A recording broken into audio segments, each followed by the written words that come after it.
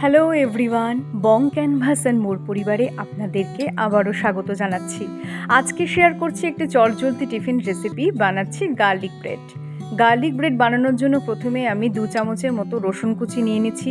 তাতে অ্যাড করছি 1 চামচের মতো রুম টেম্পারেচারে রাখা বাটার এবং তাতে অ্যাড করছি 1 থেকে 1.5 স্পুনের মতন চিজ স্প্রেড।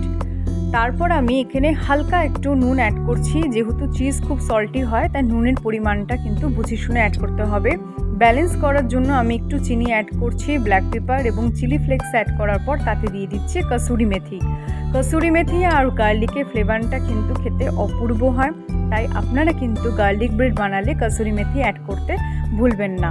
এখন আমি সমস্ত এই মিক্সচারটিকে একটি স্পুনের সাহায্যে ব্রেডের উপরে ভালো মতো স্প্রেড করে নিলাম।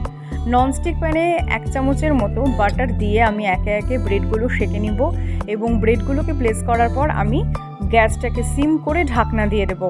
এক পিঠ যখন ভালো মতো সেঁকা হয়ে যাবে তখন কিন্তু আমি হালকা হাতে অপর পিঠও সেঁকে নেব। দেখুন, আপনাদের সাথে কথা বলতে বলতে কিন্তু আমার গার্লিক ব্রেড একদম রেডি এবং সার্ভ। যে কোনো ধরনের চাটনি এবং সসের সাথে গরম গরম এটি পরিবেশন করুন।